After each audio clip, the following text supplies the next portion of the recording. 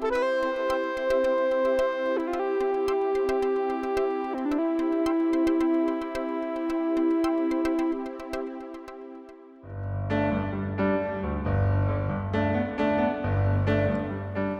to episode 26 of Ask the Grounding Experts, where our experts from ENS Grounding Solutions answer your engineering questions about the world of grounding and earthing. Today, we bring you part 2 of a 5-part series answering the question, what are the 4 lightning scenarios that cause problems? Can you feel the electricity in the air? Here's David. All right, so thanks for joining us today. This is part 2 of our 5-part series on the 4 lightning strike scenarios and how to resolve them. Part 1, just a reminder, was an air-to-air strike, which is your most likely damage scenario, is a cloud to cloud, a strike going across the sky and the electromagnetic fields forming into your building, causing currents to flow and magnetic fields to form and damaging equipment in the process. Our second scenario, which we're going to discuss today, is a nearby ground strike.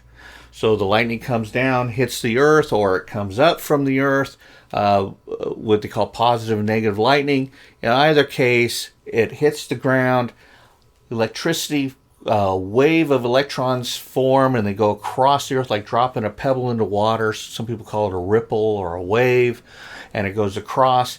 And that edge of that, as it hits your building, hits the steel rebar in your foundation and does basically the same thing we see in our air-to-air strike. The current comes up, you get not only your capacitive and electric fields that form, but you get a direct coupling, resistive coupling, as it comes straight up into the steel, travels across the steel, goes through the overheads, on its way back out the other side. So you imagine it might hit the northwest corner and head out the southeast corner of your building, traveling through the steel the entire way.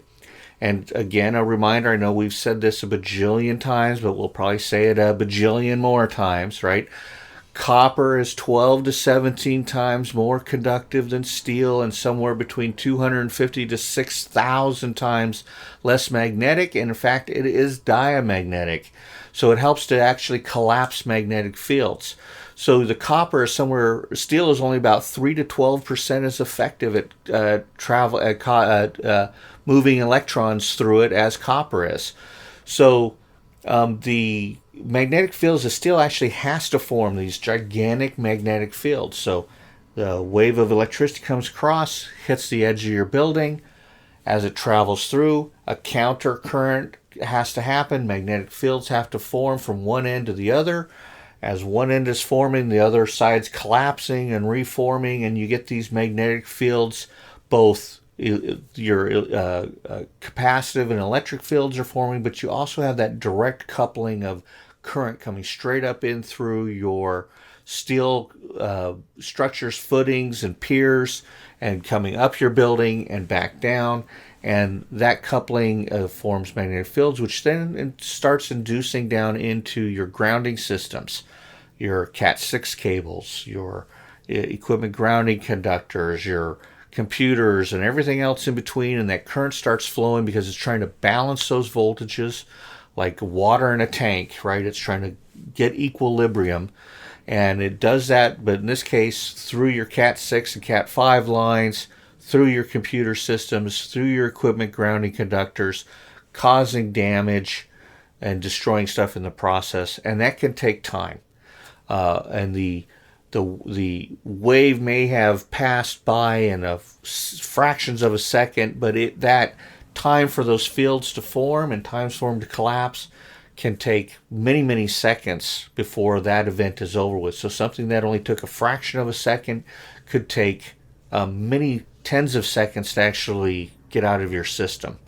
As it's trying to find, again, all these currents are just trying to find an atom to get back on orbit.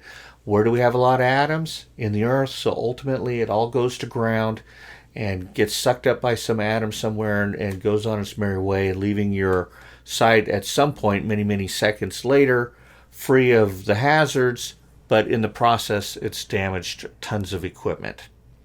So in conclusion, our second most likely event to occur to us is a nearby ground strike.